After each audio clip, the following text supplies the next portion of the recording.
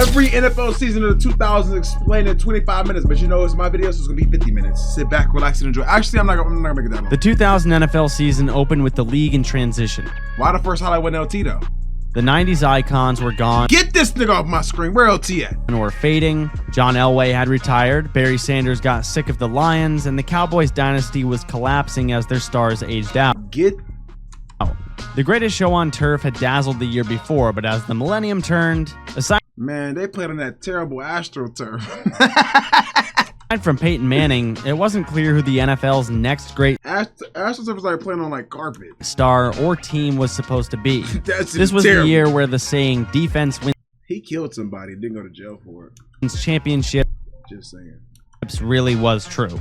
The Baltimore Ravens in particular went 5 straight games midseason without scoring a single offensive touchdown. Don't ever do what? Barry Sanders don't even like y'all. And still finished 12-4. Quarterback was You mad at me because your running back didn't want to play for y'all. irrelevant. Trent Dilfer was really just asked to maintain a pulse and exist while Ray Lewis and company did the heavy lifting.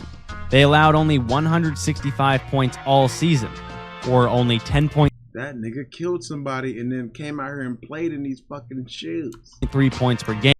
These ain't even cleats, nigga. These is hooping shoes. An NFL Ooh, shit. record for a 16-game Look at him. schedule. The Titans, who had come Ooh, wee. a yard short of a title the year before, were out for revenge and finished 13-3. Eddie George! In the AFC West, the Raiders were back from the dead cold. with Rich Gannon slinging the ball and John Gruden at the helm as one of the game's best offensive minds.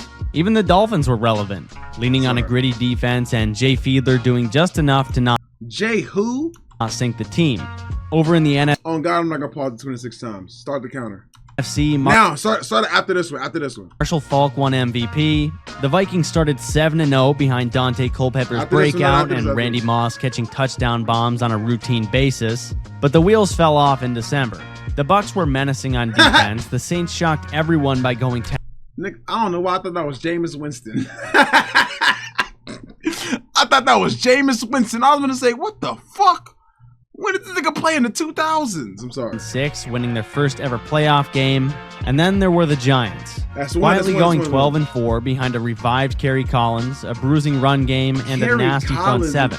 In the playoffs, the Ravens plowed through Denver, Tennessee, and finally the Raiders in the AFC title game, roughing up Rich Gannon early and beating Oakland into submission. The NFC Championship was something else entirely. A 41-0 demolition job as the Giants embarrassed the Vikings in one of the strangest, most lopsided games ever played that deep into January. And Super Bowl 35 was also a massacre. One of those awful games like Super Bowl 48. The Giants' offense did nothing. Their lone touchdown came on a kick return, immediately followed by a Baltimore kick return touchdown of their own. The Ravens dominated 34-7 in a game that looked over by the third quarter. The Giants fell off. Ray Lewis won Super Bowl MVP. The Ravens proved you apparently didn't need a quarterback, just arguably the greatest defense of all time and a kicker. But the 2001 NFL season began with a sense of anticipation. The St. Louis Rams, still boasting the greatest show on turf, were expected to dominate, while the league's unusual 31-team format, introduced in 1999, was entering its final year before full realignment. However, the events of September 11th cast a shadow over the season. The NFL paused for a week, and when play resumed, football became a symbol of unity and resilience. The league's return was marked by patriotic displays, with players and fans honoring first responders and victims alike. But the Rams lived up to expectations, finishing 14-2 with Kurt Warner leading the league in passing yards and earning MVP honors. Marshall Faulk continued to be a dual threat, securing the Offensive Player of the Year award. In the AFC, the Pittsburgh Steelers emerged as a powerhouse. That's because he didn't talk about the AFC yet. Finishing 13-3 with a dominant defense. Yet the most compelling story unfolded in New England. After starting quarterback Drew Bledsoe suffered a serious injury. Whoever number 57 is, fuck you. We had to deal with this shit for 20 years because you wanted to hit this nigga late. In week 2, unheralded backup Tom Brady stepped in. Under head coach Bill Belichick's guidance, Brady led the Patriots to an 11-5 record, showcasing poise and efficiency. But the playoffs brought drama and controversy. In the AFC divisional round, the Patriots faced the Oakland Raiders in a snowstorm in Foxborough. With under 2 minutes remaining and trailing by 3, Brady appeared to fumble after a hit by Charles Woodson. However, officials invoked the obscure tuck rule, ruling it an incomplete pass. The Patriots retained possession, tied the game with a field goal, and then won it in overtime. This game, later dubbed the tuck rule game, became a pivotal moment in NFL history. In the NFC, the Rams continued their dominance, while the Chicago Bears surprised many by finishing 13-3 under Coach of the Year Dick Jauron. And the playoffs culminated in Super Bowl 36, where the underdog Patriots faced the Rams. Employing a strategic game plan, the Patriots defense stifled the Rams' high-powered offense. With the game tied in the final minutes, Brady orchestrated a drive that set up Adam Vinatieri's game-winning 48-yard field goal as time expired. The Patriots secured their first Super Bowl title with a 20-17 victory. The Patriots' triumph marked the beginning of a dynasty, with Brady and Belichick leading the team to multiple championships in the following years. The tuck rule controversy spurred debates about officiating and was eventually abolished in 2013. The Rams, despite their talent, broke down after this season, with Warner falling victim to injury and poor performance. The 2001 season signaled a new era in the NFL. But the 2002 season marked the NFL's long overdue leap into symmetry. The league officially expanded to 32 teams with the arrival of the Houston Texans, prompting a full realignment into 8 4-team divisions. It was a clean slate, and every division now had a... So wait, how did this work whenever they added the Texans? Did they get like more than one first-round pick? How does that work? Anybody know? I know like how it kind of works. For what? 4 picks? Proper rival setup. And the playoff format was updated to reflect the new structure. But while the league map got organized, the season itself descended into disorder. There were only 2 or 3 really good teams. Other than that, mostly parity and surprise contenders rising out of nowhere. It felt like every team had flaws, and the Super Bowl matchup was going to be somewhat random. But let's start in the NFC South, a brand new division where the Tampa Bay Buccaneers, under new head coach John Gruden, combined a Hall of Fame defensive core with an offensive genius. Gruden had been traded from the Raiders to the Bucs in one of the weirdest coach for picks swaps ever, and he would make it personal. The Bucs defense was hell on wheels. Warren Sapp, Derek Brooks, who won Defensive Player of the Year, Rondé Barber, and John Lynch. On offense, Brad Johnson wasn't good, but he was good enough, which was all they needed. Tampa finished 12-4 and won the South handily. Over in the AFC, Rich Gannon was playing the best football of his life for the Raiders. He threw for nearly 4,700 yards on his way to the MVP award, and the Raiders were one of the few offenses that looked like it had a plan. They earned the number 1 seed and looked poised for a long run, until they saw what was waiting at the end. The rest of the league was wild. The Eagles took the 1 seed in the NFC. The Jets started 1-3, benched Vinny Testaverde, and then rode Chad Pennington to a division title. The Falcons made the playoffs behind a 22-year-old Michael Vick, who lit up Lambeau Field and handed the Packers their first ever home playoff loss. The Giants blew a massive lead in the wild card round against the 49ers in one of the craziest comebacks in postseason history. And the Steelers were patching together quarterback with Cordell Stewart and Tommy Maddox. Sound familiar? But in the end, it came down to Gruden versus his old team. Super Bowl 37 was expected to be close. The Raiders were actually favored. But Gruden had basically installed the Raiders' offense in Oakland and still knew all of their calls. Tampa's defense picked off Rich Gannon 5 times, returning 3 of them for touchdowns in a 48-21 beatdown. The Bucs finally got their ring, and their defense was immortalized. Gruden got revenge in the best way possible, and the Raiders completely imploded, becoming the incompetent franchise we've been used to for 2 decades. 2002 was the year the league realigned, and everything orderly got thrown out the window. But in 2003, certain teams were starting to separate themselves. The league was entering its golden age of quarterback play, but it was also the year when defense and special teams slammed the door shut more often than not. It was a season full of cardiac finishes and last-second kicks. And at the center of it all, the Patriots, who had missed the playoffs in 2002, were back. And this time, for good. But let's start with the co-MVPs. Peyton Manning and Steve McNair shared the award. Manning threw for over 4,200 yards and led one of the most explosive offenses in the league. McNair, battling through injuries, gutted out the pain and carried the Titans to 12 wins. Jamal Lewis carried the Ravens offense, rushing for over 2,000 yards.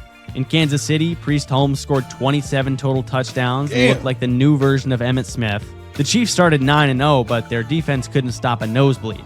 In Green Bay, Brett Favre dealt with the passing of his father, then delivered one of the most emotional performances ever, throwing 4 first-half touchdowns on Monday Night Football against the Raiders, in a game where he quite literally played like a man possessed.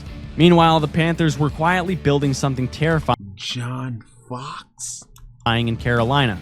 They won 7 games by 3 points or less and became appropriately nicknamed the Cardiac Cats. Jake Delhomme had taken over for Rodney Peete mid-game in Week 1 and never looked back. Steven Davis and a young Steve Smith Sr. carried the offense, and their defense, led by Chris Jenkins, was an above-average unit. In the AFC, the Patriots were back with a vengeance. After going 9-7 in 2002, they began the season 2-2 but did not lose again. Tom Brady earned some MVP votes for the first time. When the fuck Brady put on these shooting sleeves? Ew. Their defense was the best in the league, and Adam Vinatieri was a sniper.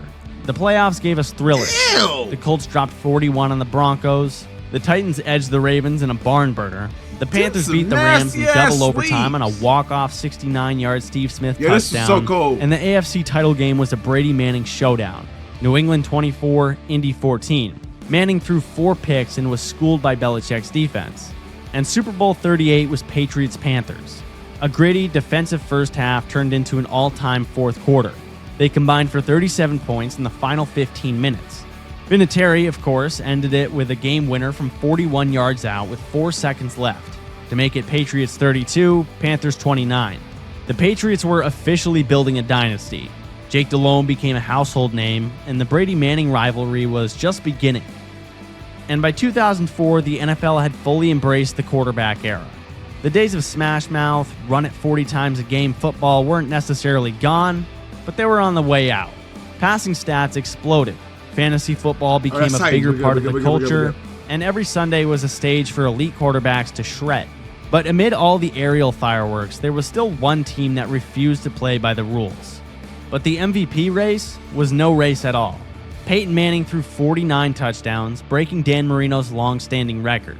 The Colts offense became a well-oiled machine thanks to precision passing and Peyton Manning's pre-snap genius.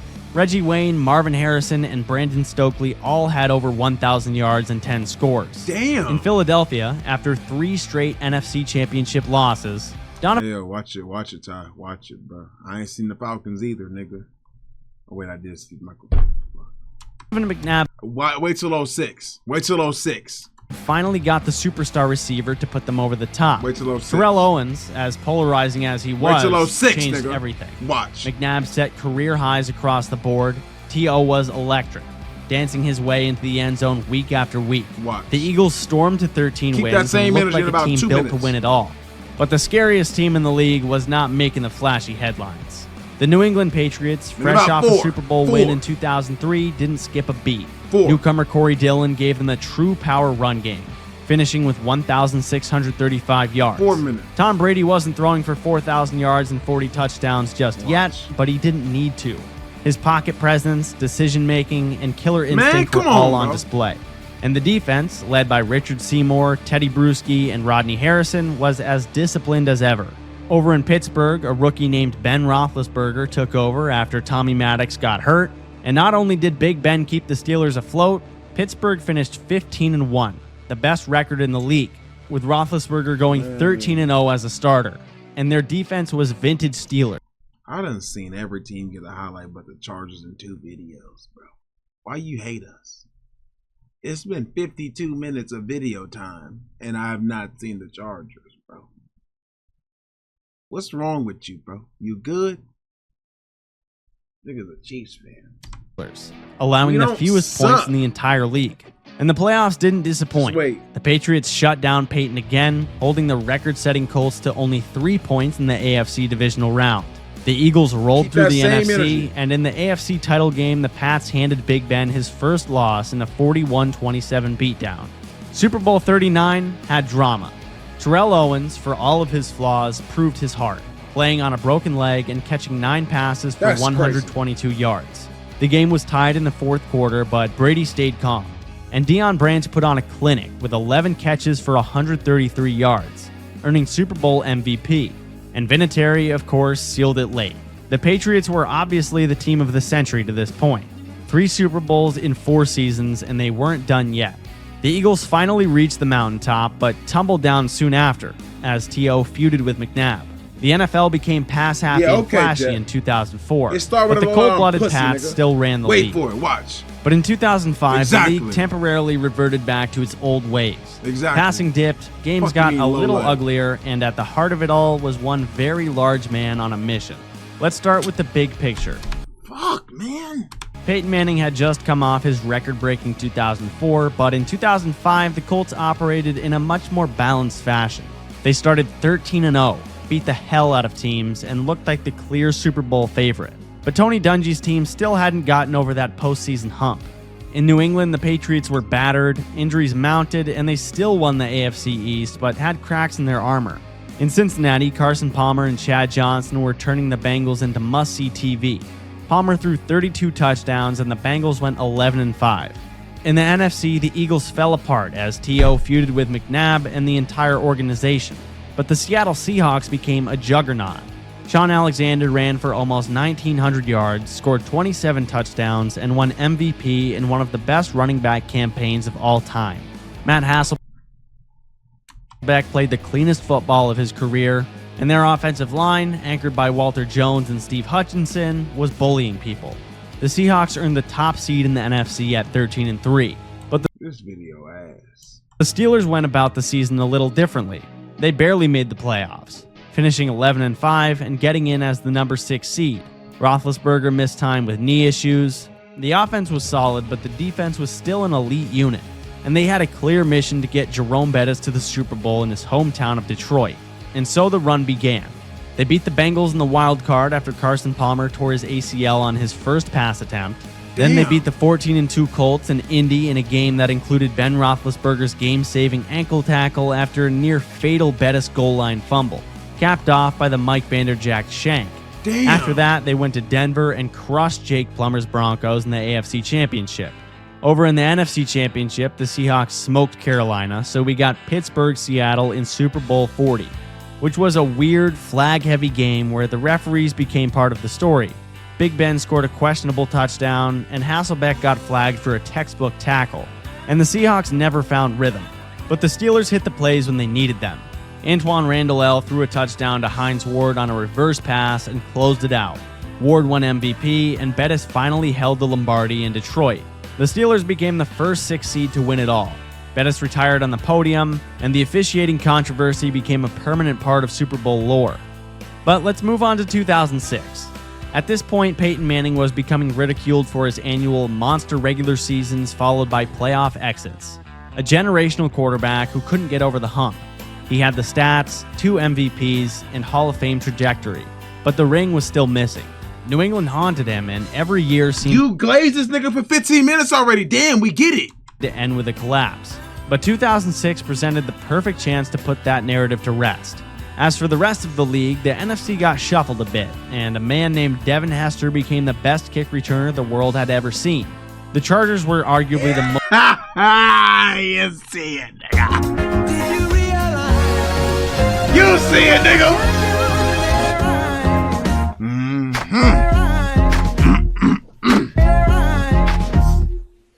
Like I said, the GOAT, nigga. Most complete team in whoa. He stepped on that nigga helmet off. Football. However, manga. They went 14-2.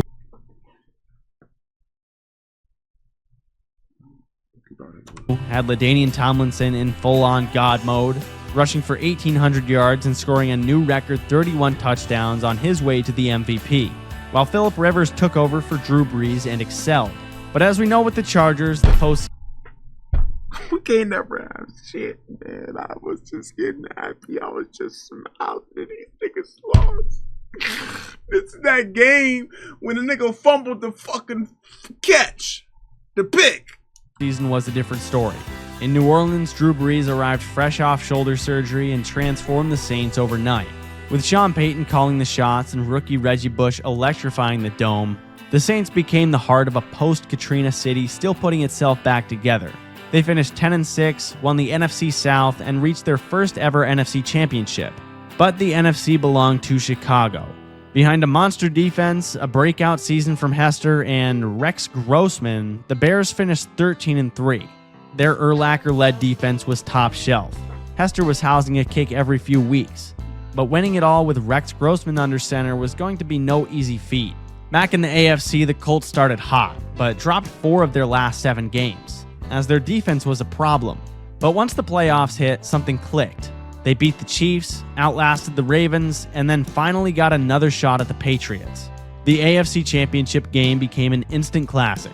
The Patriots went up 21-3, and it looked like the same old story. But Peyton stayed poised and led 5 second-half touchdown drives. Joseph Adai punched in the go-ahead touchdown with a minute left. Final score 38-34 Colts.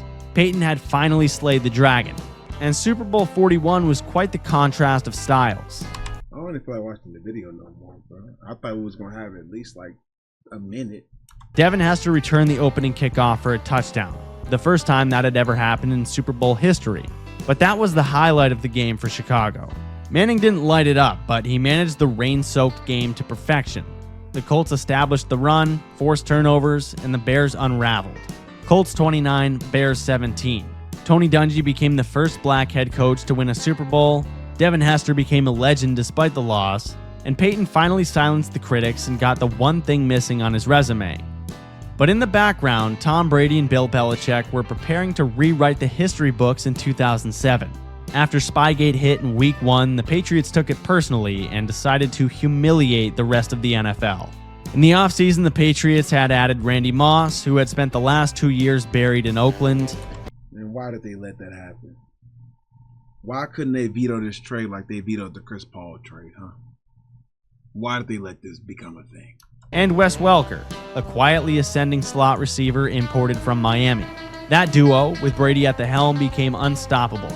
Brady threw for 50 touchdowns and Moss caught 23 of them, both NFL records at the time. They finished the regular season 16-0, becoming the first team in NFL history to do that. Along the way, they put up scores of 48, 49, 52, 56, and beat the reigning champion Colts on the road. Their 4th Super Bowl of the decade looked almost automatic. In the NFC, the Cowboys went 13-3 behind Tony Romo, Terrell Owens, and a loaded roster. Up in Minnesota, rookie running back. I was just gonna make a joke about the Cowboys, and then this nigga went stupid against us. Adrian Peterson broke the single-game rushing record with 296 yards against the Okay, just make sure it's one highlight and not 7. Chargers, announcing himself as an instant superstar. But the postseason belonged to the New York Giants, a scrappy 10-6 wildcard team that got hot at the right time. Eli Manning was inconsistent all year, but the defense was ferocious. Michael Strahan, Justin Tuck, and Osi Umenyiora formed a pass-rushing trio that tormented quarterbacks every single week. The Giants won 3 straight road games to reach the Super Bowl, including an NFC championship in Green Bay so cold that Tom Coughlin's face literally... God damn! Including an NFC championship in Green Bay so... Damn, Charles. Damn, Charles.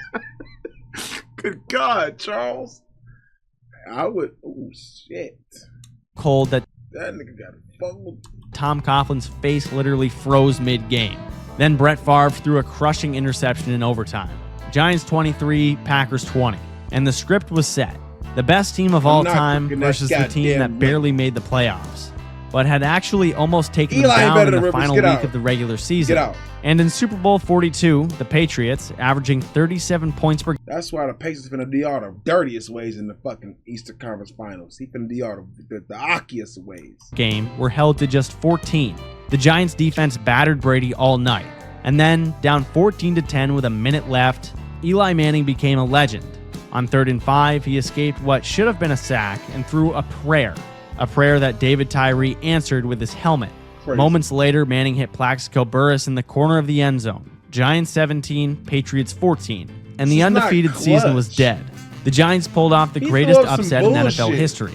The helmet catch became written in history, and Eli, forever polarizing, joined his brother by getting a ring of his own. The Patriots' quest for perfection collapsed in the final minute. And things would take an even more somber turn in 2008, where the league's biggest star tore his ACL in Week 1, an 11-win team missed the playoffs, and a 37-year-old quarterback who was considered the backup in the offseason nearly won it all. Let's start with the gut punch.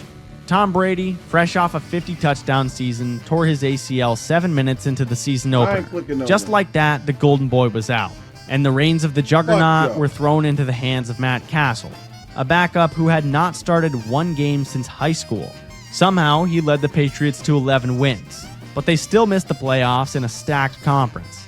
The AFC East came down to tiebreakers. What the fuck is y'all saying?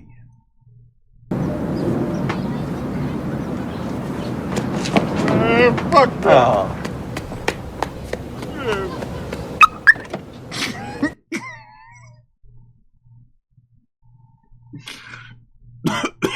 Leave me alone.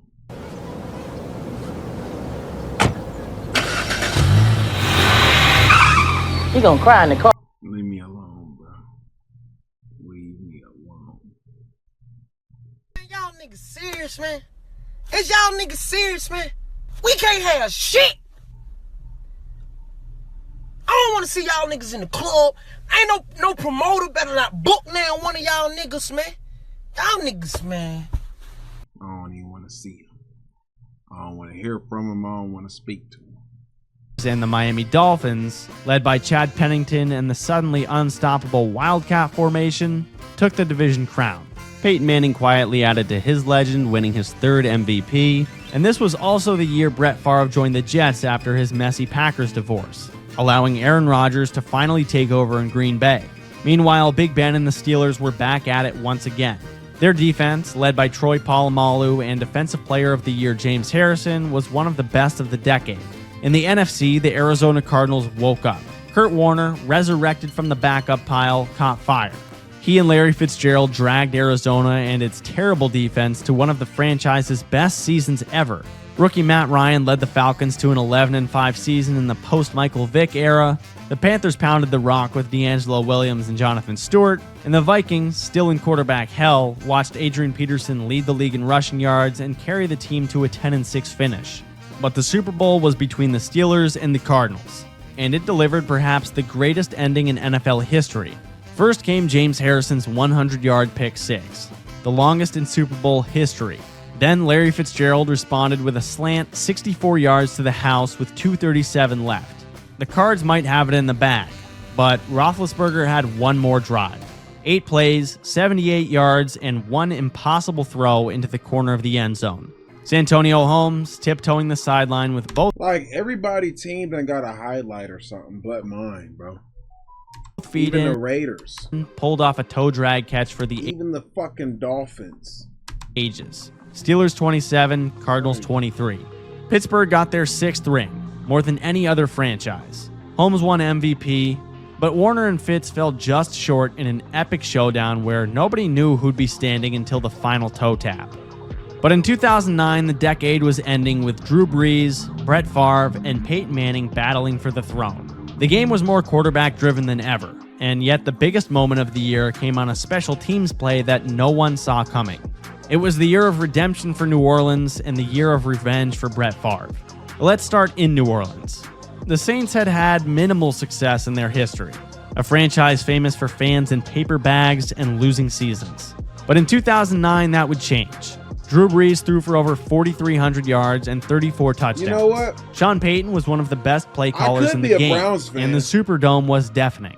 The Saints started 13-0 and had the league's top offense. Up in the cold, dark north of Minnesota, Brett Favre came out of retirement once again, this time wearing purple just so he could get back at the Packers. At 40 years old, he was as good as ever, throwing 33 touchdowns and leading the Vikings to a 12-4 record. He went 2-0 versus Green Bay, and it looked like he might get one last ring. Peyton Manning, meanwhile, was still Peyton Manning. He led the Colts to a 14-0 start before they controversially punted the final 2 weeks. Manning won his 4th MVP and had a receiving core of Reggie Wayne, Dallas Clark, and a breakout Pierre Garçon. They looked like the best team in the league. And the playoffs were electric. Favre torched the Cowboys, then lost a war to the Saints in the NFC Championship. A game where the Saints were basically trying to end his life, and he threw a brutal interception with the game tied and seconds left in regulation, allowing New Orleans to win in overtime and advance to the Super Bowl. In the AFC, the Colts walked through Baltimore and the Jets, and that set the stage for Super Bowl 44, Saints versus Colts.